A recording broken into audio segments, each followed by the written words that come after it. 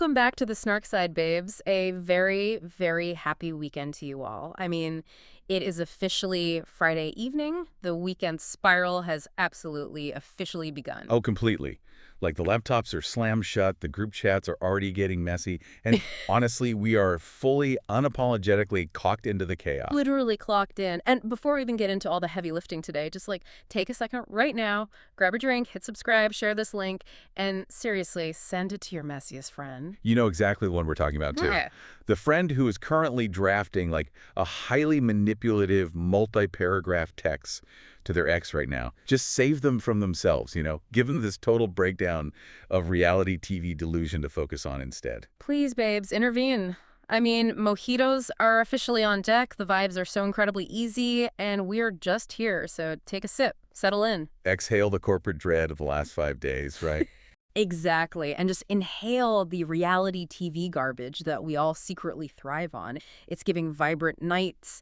It's giving, we have absolute zero responsibilities until Monday morning. And to truly honor that feeling, I mean, we really have to talk about how we prepared for this recording tonight. Oh, we are absolutely keeping up with tradition. We could never abandon our pre-studio rituals. Like, before coming to the mic tonight, we went to our absolute favorite Indian restaurant right down the street. We had to. It's a completely necessary fortification. And babes, it was amazing. Like, I am still emotionally and physically recovering from how good it was. We needed to be heavily insulated with complex carbohydrates to deal with the mental gymnastics we are about to unpack today. Literally. You walk into this place and the vibes are just immaculate. It's so warm, so vibrant, They have those rich jewel-toned tapestries on the walls, the deep reds and golds. And the lighting. It's that perfect glowing, warm amber. Right, the kind of lighting that makes everyone look like they have a personal cinematographer following them around. It's this full, overwhelming sensory experience. The air is thick, and it smells like toasted cumin and blooming mustard seeds. Just walking in, you know you're about to make terrible, wonderful, completely irreversible decisions about your portion sizes. Totally. I mean, we ordered enough food to sustain a medieval siege, and I have absolutely zero regrets. The plates were just flying across the table. We had the butter chicken, obviously, simmering in that creamy, rich, velvety tomato sauce. You honestly just want to consume it with a ladle. And then the lamb vindaloo, which had that perfectly aggressive, unapologetic kick of heat. It practically rewires your nervous system. Oh, and the garlic naan. Like, do not even get me started on the garlic naan. We ordered 3 separate baskets. 3. And, I mean, we were literally bickering over who got the last piece that had the most garlic butter pooled in the middle. Because you totally hoarded that last piece, by the way. I did no such thing. You did. I saw you slide the basket subtly closer to your side of the table while I was mid-sentence. You thought you were being stealthy, but I fully clocked it. Okay, it's called resource management. You were distracted, passionately dissecting someone's highly filtered Instagram story, and I saw an opening in the market, right? I took it. Dining with us is a competitive sport. I forgive you, honestly, but only because the food was genuinely that spectacular. We ate way too fast, we are completely stuffed, and, I mean, Indian food in Splitsvilla. Oh, it's a literal match made in heaven. Right. The spice, the heat, the sheer richness, the moments of intense burning followed by the soothing relief of raita. It perfectly mirrors the chaotic emotional architecture we're about to unpack. We've really peaked as humans. If this is the absolute pinnacle of modern civilization eating premium garlic naan while aggressively judging the questionable life choices of 20-somethings on MTV, then I am perfectly at peace with that. We have ascended. But before we fully dive into the villa, we need to talk about you, babes, because we have been loving the submissions you've been sending into our DMs. They are so unhinged. Shady, snarky, straight up stupid, and we are profoundly obsessed with every single one. We just had to read a few tonight. The level of calculated behavior in our inbox makes the people on reality TV look perfectly well-adjusted. So let's do a quick round of shady, snarky, or stupid. Yes. Okay, submission number 1. This babe writes, hey besties, last night at 3 a.m. I couldn't sleep, so I logged into my burner Instagram account, the one with 0 followers following 400 people and a generic picture of a sunset as the profile pic. Oh boy. I searched for my ex's new girlfriend's mom. I found her account, which was on public, thank God.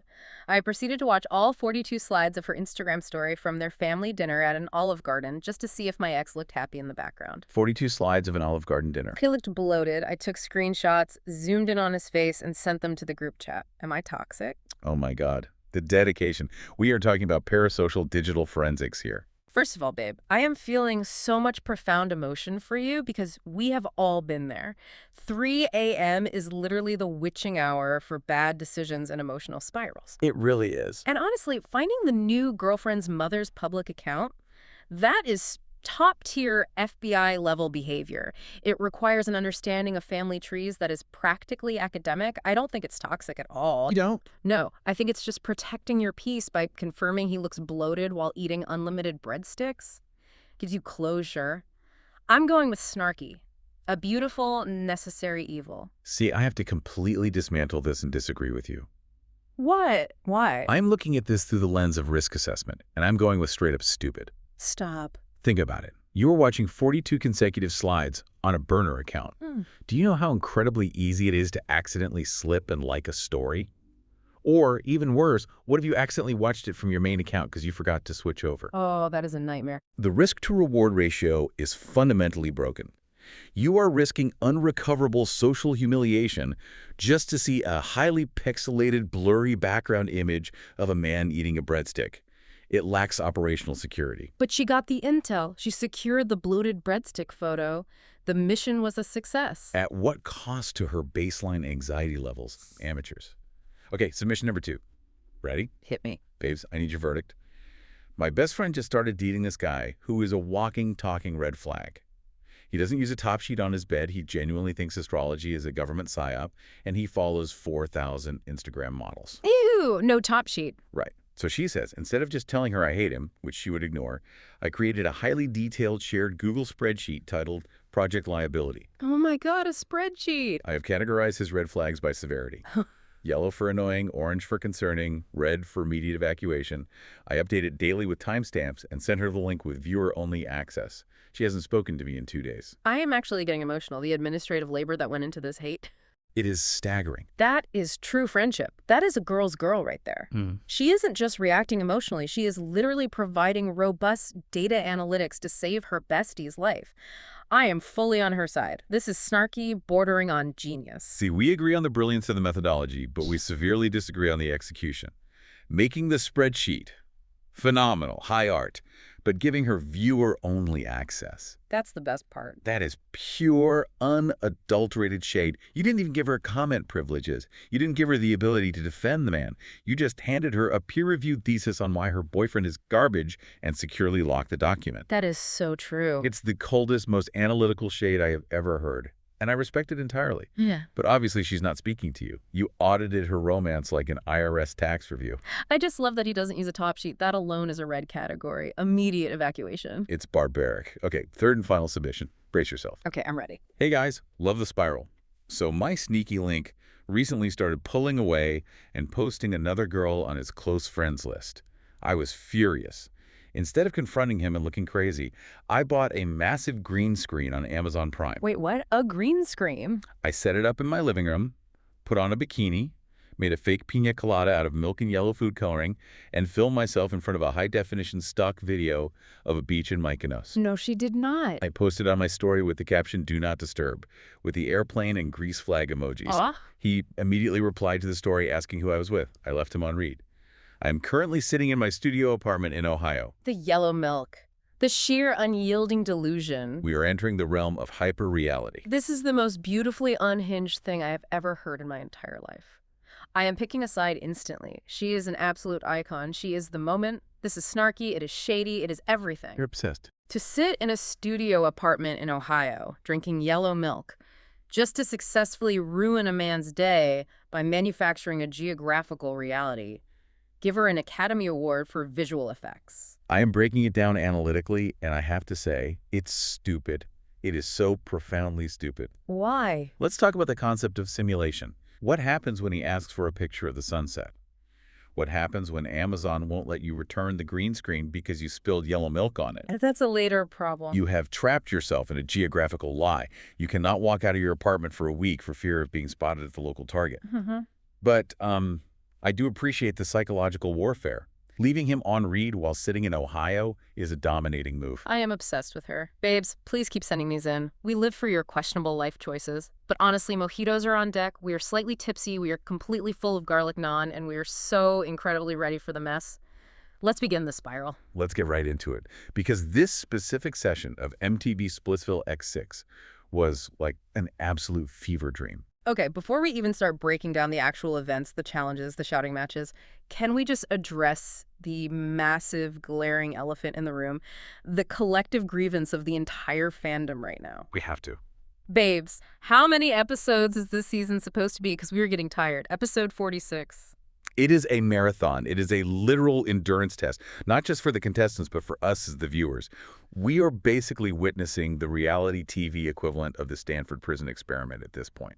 Seriously, if you lock 20 highly volatile, extremely attractive, deeply insecure people in a villa for this long, the psychological fatigue is going to rot the foundation of their sanity. People have gotten married, had children, and sent those children to preschool in the time it has taken this season to progress. I feel like I've aged a decade. Right. Like, I genuinely love the chaos. I'm firmly seated for the mess every single week. But there are only so many times we can watch these same people scream at each other over the exact same petty misunderstandings. And yet, we literally cannot look away. It's a sickness. Because every single time you think the narrative is getting repetitive, the producers throw in an architectural twist that is completely absurd. Like the morning after the dome session. Let's start right there. The sun rises, the birds are singing, and Vishu wakes up and immediately chooses violence and delusion. Oh my God, the morning chaos. Vishu wakes up, looks in the mirror, and decides to just be a complete menace to society. He literally says in his confessional, "I am in a great mood because the girl who was trying to break my connection is out of the way." He is referring to Preet being dumb. He is so incredibly smug about her exit. He actually calls himself the small politician of the room. The lack of self-awareness is studying level fascinating. He is parading around the villa like he's a mastermind strategist, completely ignoring the glaring fact that his actual connection, Suzanne, is currently across the room plotting his absolute demise. He is celebrating a victory in a war he is actively losing. Because what does he do next? He decides that the best possible way to handle his strained connection with Suzanne is to go pitch himself to Akanksha. It makes no sense. He literally says out loud to the cameras that he wants to perform with Akanksha just to make Suzanne jealous. He wants to stand next to her best friend and burn her from the inside out. It is the most transparent, middle school level of psychological manipulation. Let's break down the mechanics of a jealousy trap. For it to work, the person deploying it has to have a higher perceived value than the target. Which he doesn't. Exactly. Vishu thinks he is playing 4D chess, but he is playing Candyland and eating the plastic pieces. Akanksha effortlessly shuts him down, and then Suzanne delivers one of the most brutal verbal beatdowns of the entire season. Babes, I felt the disrespect radiating through my television screen. She looks at him after he's tried this convoluted plot, and she just casually goes, "Who is talking to you?" Ice cold. We need to appreciate the linguistics of that insult. It's not just a rejection, it is an existential invalidation. She didn't say, "I don't want to talk to you." She asked the room who was talking to him. Essentially telling him he does not exist in her universe. I was reacting so hard on the couch. She refuses to give him even a fraction of a second. She tells him directly, "I am not even talking to you. Why are you speaking in between?" And Vishu's defense mechanism is so weak, it crumbles instantly. He tries to rapidly pivot and play the victim, whining that Suzanne is portraying it like she is the owner of the throne, the queen. Which, to being completely fair, is exactly how Suzanne was acting, and she had every right to do so based on the power dynamics of that moment. But speaking of queens, what happens when that confidence is completely manufactured? Let's look at Anuska. Oh, the absolute staggering delusion she brings to the screen. I was screaming. Anuska is sitting in her confessional, unironically calling herself a queen and proudly branding herself as evil. She says she is the only queen and that all these other kings and queens are just roaming around her kingdom. She is so profoundly convinced that she is the main villain, the mastermind of the entire villa ecosystem. This is a perfect example of reality TV metagaming. She watched a decade of MTV and Bravo, and she thinks that simply labeling herself the villain automatically manifests that reality. But it doesn't work that way. No. The truly iconic villains never have to announce it. Their actions speak for them. The absolute second you have to sit in a confessional and brand yourself as evil, you have already lost the plot. Exactly. You cannot force the archetype. And then we get to the challenge setup, and Sunny Leone delivers a roast that should legitimately be studied in sociology departments. Sunny did not hold back an ounce of fire. She looked at Anushka and methodically dismantled her carefully constructed persona. Sunny looks at her and says, "This is the first character who doesn't wait for a tag, she just gives them to herself. And then she delivers the fatal blow. You are not a queen, you are not evil, you are just a first copy queen and a first copy evil." A first copy. Babes, for anyone who doesn't intuitively grasp the gravity of this, a first copy is like those fake designer bags you buy out of the trunk of a car. Yes. From 10 feet away, in dim lighting, it looks real. But the moment you inspect the stitching, it falls apart. It is cheap. Calling someone a first copy queen is the most elite, specific, devastating socioeconomic insult imaginable. I actually stopped breathing, passed away, and came back to life just to hear the rest of the scene. And the guys in the villa are instantly chiming in too. Karen is laughing, everyone is piling on, totally smelling blood in the water. They are saying she's just a scared cat trying desperately to act like a lioness. The guys point out that she has no real alliances, she doesn't perform well in challenges, and she just feeds off the negative attention. And that is the harsh truth of her game. She plays both sides, she makes massive false promises, and it's just sloppy, panicked gameplay. But the mood of the entire villa completely shifts in a microsecond because the notification siren goes off. The power chart is here. And who returns to bring the absolute mischief? Orfi Javed. She walks into that space, and you instantly know the entire economy of the villa is about to collapse. The wealth gap in this episode becomes the central character. It is no longer about love. It is about capital. Karan announces that for the top 4 on the power chart, Tane, Vishu, Ruru, and Suzanne, their split coins are going to be doubled. Instantly. Doubled. Literally free money falling from the sky. Let's break down the sheer mathematics of this. Tane is sitting comfortably at 52,200 coins. In a blink of an eye, Karan doubles it, and Tane rockets to over 104,000 coins. And Ruru goes from 64,000 to an astronomical 128,000. They are hitting the 6-figure mark while standing completely still. Meanwhile, you have people standing right next to them like Mohit, who is sitting there with a pathetic 1,500 coins. Himanshu has 1,000 coins. Suzanne only had 700 coins before this doubling effect. The disparity is absolutely insane. Babes, I relate so hard to the contestants who are just standing there in the background, feeling completely helpless, poor, and disenfranchised. They are literally in the confessional saying, "We work our blood, sweat, and tears to earn money, and these 4 just get a lack of coins for free in 1 second."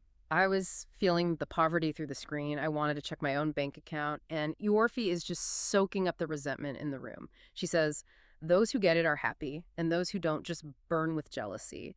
And when you can't go up, you have to pull the person above you down." Which seamlessly sets up the entire violent premise of the upcoming task. But before we even get to the physical brutality, we have the team selection drama. The language barrier mess. So the setup is that the top 4 have to form teams of 3. Every single team must strictly consist of 2 boys and 1 girl. So Tane, who is holding this massive bankroll, has to pick. He is currently connected with Sadhaf. Logically, you pick your connection immediately. You do not hesitate. Right. But Tane picks Gulu first. Fine, securing strong muscle. But then for the girl, instead of immediately looking at Sadhaf, he hesitates. He starts looking around the crowd. And Sadhaf absolutely loses her mind. In front of everyone, she throws a massive public fit, yelling that she is invisible to him, asking why he is taking so much time. She tells him right in front of the hosts, "Shut up, choose whoever is good for your game, I don't want to play with you." It is deeply toxic. Sadaf is utilizing public humiliation as a mechanism of control. Instead of pulling him aside later, she castigates him publicly. Okay, but I have to step in and defend Tane here emotionally. The Snark squad over on Reddit was completely backing me up on this. User Ferocious Demigod made a brilliant point, saying, "I genuinely don't think he understood what Karan was saying because obviously there's the massive language barrier." The language barrier is a critical factor that Sadaf weaponizes. Karan and Orfi are explaining highly complex game rules in rapid-fire Hindi. Tane is English. He is still actively learning the language. Exactly. Tane even says later in their massive argument, "I did not understand because Karan was speaking in Hindi. If I don't understand, you want to fight with me about it." And Sadaf just callously disregards his feelings. Even the hosts have to step in and mediate. Tane is suffering from the sunk cost fallacy here. He has invested so much time trying to bridge this gap with Sadhaf that he refuses to cut his losses. He's entirely too nice for her. They eventually agree to play, but the vibe is completely poisoned. Which brings us to the actual challenge, the Paisa Fake Tamasha Dekh challenge. A biomechanical nightmare. Imagine a massive obstacle course. You have a pool filled with freezing water. The girls have to slide down a steep slope directly into the pool, fill their mouths with water, and spit that water into a narrow beaker. Like frantic human pelicans, just the visual of these gorgeous girls aggressively spitting dirty pool water into a tube is enough to send me into a full spiral. Then once they secure a key, the boys have to literally carry the girls across the course. But the girls are absolutely not allowed to let their feet touch the ground. While suspended in midair, the girls retrieve a heavy gun, and then the team leader has to open a chest and use the gun to shoot the opponent's money out into the open air for everyone else to loot. It is pure, unadulterated, primal chaos. And the carrying part is where the comedy peaked and the biomechanics failed. Yes. Let's talk about the extreme performance contrasts. Ruru is on a team with Yogesh and Himanshu. They literally carry her like a revered princess. They seamlessly lock their arms together to create a human chair, and Ruru is just gliding through the air effortlessly. A perfect display of physical trust. And then on the complete opposite end of the spectrum, there is Suzanne. Babes, it was horrific. It was a Greek tragedy. Golu was on her team, and instead of carrying her with any kind of dignity, he essentially turns her into a horse. Gulu actually says it himself. He says, "I am a roadie winner, but here she made me a horse. My entire back is hurting." He's grabbing her weirdly around the waist. She's bending her knees, trying not to touch the ground, flailing her arms. She was genuinely terrified. It was a disaster. There was zero coordination. And this stark contrast between Ruru's smooth execution and Suzanne's near-death experience perfectly defined the outcome. And then we get to the final stage, the great money looting. I have genuinely never seen anything like this level of desperation. It was like a scene from a dystopian movie where the final food supplies are dropped, the team leaders are shooting the money, and the rest of the cast is scrambling, shoving, and diving like a village mob to hoard the flying cash. People are diving headfirst onto the hard floor. And of course, the blatant cheating begins immediately. Because where there is unregulated money, there is a complete lack of ethics. Contestants were literally stuffing notes into their pants inside their shirts. Diksha literally had notes stuffed inside her mouth. Orphe and Karan explicitly warned them, do not put the money in your clothes, but the greed took over. The production team had to step in and stop the chaos. They genuinely thought they were being stealthy. There are 30 high-definition cameras pointed directly at them. You cannot hide a wad of cash in your bra on national television. But the real visceral drama was the absolute unchecked physical violence between Kyra and Akanksha. Kyra is aggressively accusing Akanksha of intentionally elbowing her in the chest and stepping heavily on her hands. Let's pull back and analyze this objectively. Akanksha calmly defends herself, stating her eyes were completely full of dirt and water, and it absolutely wasn't intentional. I have to bring in the Snark squad on Reddit for this. Users was just flat out said, Kyra is so annoying. And Ferocious Demigod pointed out that things haven't been going Kyra's way, so she's being a massive sore loser. Exactly. When Kyra is losing, she cannot accept personal failure. Everything must be an external personal attack. If you willingly throw your body into a literal pile of 20 frantic humans fighting over cash, you are going to catch a stray elbow. Basic physics. And what I loved is that Ruru immediately backed up Akanksha. Reddit user StrangeChoblet362 said Ruru is such a girl's girl. Which is narratively fitting, because Ruru rightfully ends up winning the SoFi advantage for utterly dominating the task with a severely swollen, physically injured hand. A broken hand, and she still destroyed everyone. But of course, the SoFi advantage plays heavily into the dome session. And, babes, the dome session was an absolute shocker. The mechanics are convoluted, but basically, the Mischief Box forces all unsafe couples and singles into trios. A forced trio twist. Zalak, Asmita, and Ron. Vishu, Yogesh, and Ruru. And Preet, Anuska, and Mohit. Tane and Sadhaf hold the power to dump. They target the trio of Preet, Mohit, and Anuska. But the targeted trio gets the Oracle lifeline. Preet and Vishu walk up to test their bond, and the Oracle says, "No," they fail, and Preet is officially dumped. Mathematically inevitable. Their connection was deeply fractured. But the real shocker is Anuska and Mohit. They desperately go up to the Oracle, and it actually confirms them as an ideal match. Out of absolutely nowhere, they instantly dethrone the existing king and queen and take the luxurious throne. It is the most egregious example of failing upward I've ever witnessed. Anuska, the first copy queen, manages to statistically luck her way into an ideal match. And to top it off, Niharika and Saurabh used their power to save on Garesh and Akanksha, which automatically saves that entirely useless trio of Ron, Asmita, and Zalek. The people who did absolutely nothing are saved entirely by proximity. It is a masterclass in reality TV injustice. I need another sip of this mojito because my heart rate is spiking. Babes, let's smoothly transition into our first analytical segment. Welcome to segment 1, Flirt or Game Plan. Are these connections based on real emotion, or is it 100% strategy? Let's start with Anuska and Mohit. Okay, what is your take? My emotional heart desperately wants to say that maybe under the intense pressure of the dumping block, they looked deeply into each other's eyes and genuinely found a spark. Trauma bonding is real. I'm going to have to stop you right there. Reviewing their past behavior, I can confidently tell you it is 100% game plan. Really? Zero spark. Zero. It is a desperate survival strategy. They literally engineered an ideal match out of thin air to beat the dumping block and strategically steal the throne. They are essentially co-CEOs of a fraudulent startup. A fraudulent startup? That is so mean but so devastatingly accurate. Okay, what about Tain and Sataf? This is a much darker dynamic. Yeah. Sataf doesn't respect his intellect. She publicly shames him, and she is just using him for his split coins. If he had 500 coins, she would have ruthlessly dumped him weeks ago. It is financial parasitism masked as a romantic connection. You are so right, and it hurts my heart because Tain is so sweet. He just wants to learn Hindi and lift heavy things. Let's move to segment 2, main character or background noise. Who is driving the chaos and who is just taking up oxygen? We have to start with the obvious main character, Ruru. She is carrying this season, dominating challenges with a broken hand, standing up to bullies, getting massive Reddit love. Period. We fully agree. But for background noise, we are looking directly at the saved trio, Asmita, Zalek, and Ron. What are they actually doing? They are floating. They are decorative, low-quality furniture in the villa. Reddit user Gold Yogurt Closet 820 was dragging Zalek so hard, calling her a toxic bully. They were just occupying space. But here is where we might debate. I think Kaya is a main character. Well, absolutely not. Let me explain. She is a completely necessary villain. We desperately need Bravo-level drama, someone to throw massive tantrums and falsely accuse people of elbowing them. Without Kyra, everyone is just aggressively agreeing with each other. She is the catalyst. I vehemently disagree. A true main character villain calculates their moves. Kyra is just a loud, sore loser. She is annoying background noise that gets very high-pitched when things don't go her specific way. She's the reality TV equivalent of a toddler dropping their ice cream and blaming the sun for melting it. A toddler blaming the sun. I cannot. Okay, you make a solid point, which leads us perfectly into segment 3, if we entered mid-season.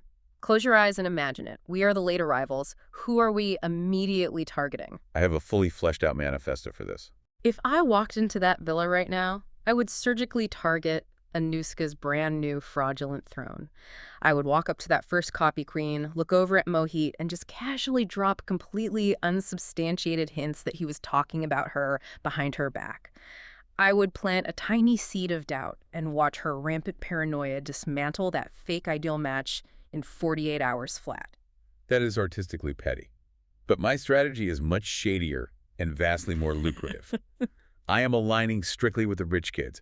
I am going straight for Tain. Obviously. I'm going to play the deeply sympathetic ear, build his absolute trust, and methodically drain his 104,000 split cones to secretly fund my own shadow alliances. You would execute a hostile takeover of his wallet. Strategic financial consultant, thank you. And while I hoard his wealth, I'm going to start vicious rumors about Kyra. Hey. I want to tell her that someone said her sliding technique looks physically weak, just to watch her loudly spiral during the next task. You are an absolute menace to society. I love it so much. Okay, final segment. Segment 4, Snark Squad Love Theories. Because, babes, next week, Digvijay Rathee is entering the villa. Digvijay walking into this pressurized villa is the exact equivalent of tossing a lit match into a dry fireworks factory. Yeah. It is going to detonate. My theory. The flirtation proximity bomb. I think Digvijay is going to completely shatter one of the solid couples just by flirting with someone's girl relentlessly, and the original guy is going to lose his absolute mind out of sheer insecurity. Highly plausible. But I have a much more unhinged theory, passive-aggressive submersion. I firmly believe that Tain, our exhausted golden retriever, is going to purposely, subtly fail a physical challenge. What? No. Hear me out. He is fundamentally tired of being yelled at in a language he is still desperately trying to learn. He holds all the money he doesn't need her. He will accidentally drop her in the freezing water during a carry task, blame it on his sweaty grip, and calmly watch her get sent home. The ultimate silent revenge. I strongly disagree. Tane is way too nice. He is a fundamental loyalist who will go down with the sinking ship playing the violin. He would never perfectly drop a girl in freezing water. We will see how much abuse a man can take before he snaps. Yeah. I expect a formal written apology from you when it happens. You will literally never get it. Babes, I genuinely cannot believe we have survived another massive, exhausting week of this absolute reality TV mess. Thank you so much for hanging out with us, drinking with us, and spiraling with us. Truly, knowing you were analyzing this with us makes the psychological toll completely worth it. Do not forget to share this spiral with a friend, and please leave us a rating and a review. 5 stars only, babes. We started this evening with cold mojitos and the most incredible Indian food, analyzing garlic naan, and we ended up fully spiraling over shattered egos, the sociology of flying split coins, and toxic relationships, exactly as we should. The natural progression of a Friday night well spent. But before you go enjoy your weekend, chew on this final thought. With Digvijay Rathee stepping into the villa next week, bringing unpredictable chaos, are any of these newly formed ideal matches actually safe? Or is the Oracle simply setting them up on that elevated throne for an even bigger, much more humiliating public fall? I guess we'll find out exactly how fragile they are when the fireworks start. Stay flirty, stay chaotic, and we will see you on the Snark side. Stay flirty, stay chaotic, and we will see you on the Snark side.